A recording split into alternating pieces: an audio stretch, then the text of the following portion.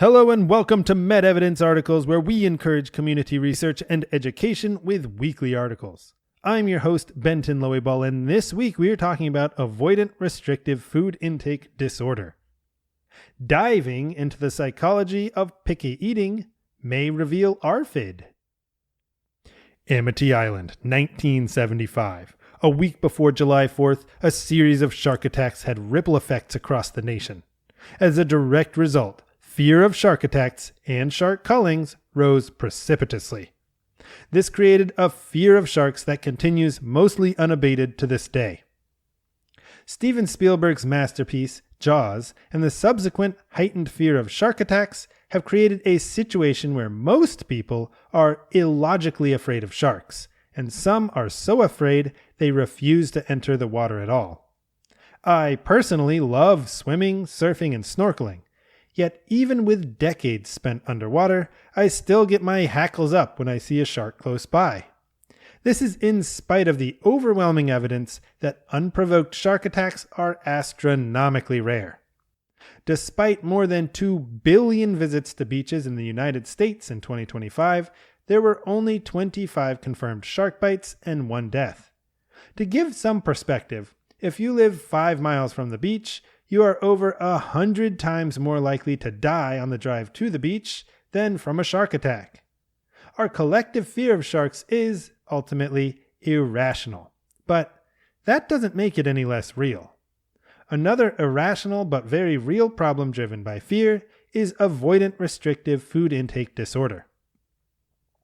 Avoidant Restrictive Food Intake Disorder, also called ARFID, is a condition in which sufferers avoid eating specific foods to the point of nutritional deficiency. This dangerous, occasionally fatal disorder is characterized by extremely limited food selection, with some people only able to consume a handful of specific foods and others who have trouble eating any food at all. ARFID differs from other eating disorders in that food avoidance or restriction is not driven by concerns about body image or weight loss.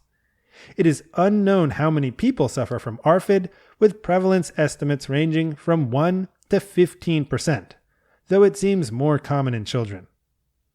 For many parents who have children with ARFID, the condition can be mistaken for being a picky eater, but the distinction is vital. People may have an irrational fear of sharks, but that doesn't make their heart beat any slower or their panic any less real in the presence of the man in the gray suit. The common wisdom of, "they will eat what I give them," does not apply with ARFID, as evidenced by the host of medical and psychological problems that result, including significant weight loss, significant nutritional deficiency, dependency on feeding tubes, and psychosocial dysfunction. ARFID is an involuntary, long-lasting condition and may be lifelong for some sufferers.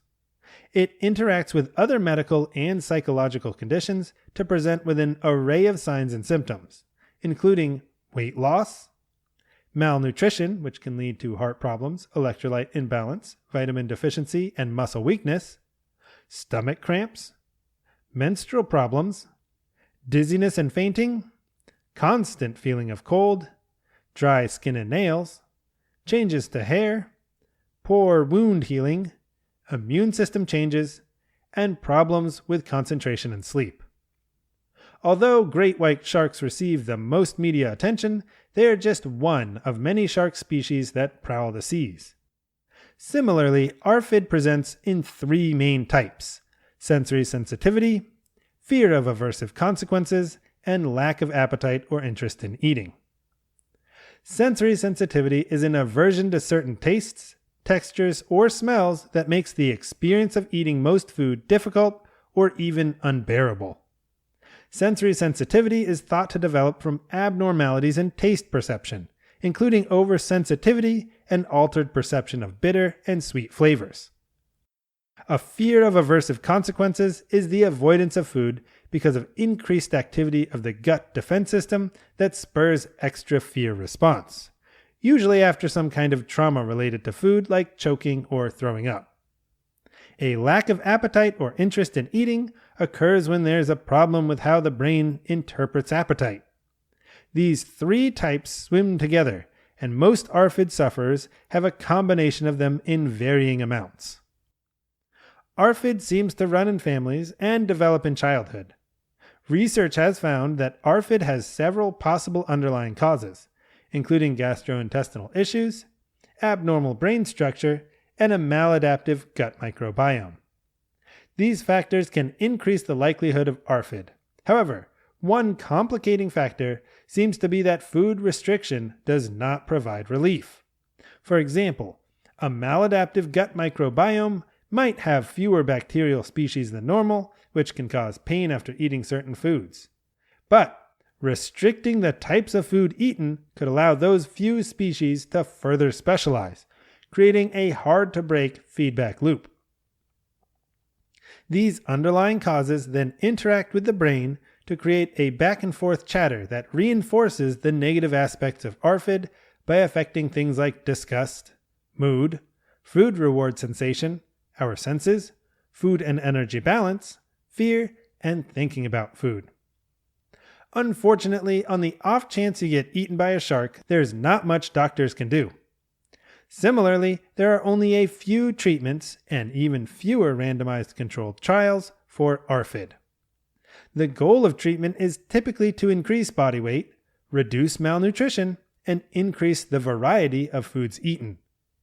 Direct treatments include vitamins, supplements, feeding tubes, and formula. The most effective long-term solution, however, is behavior therapy.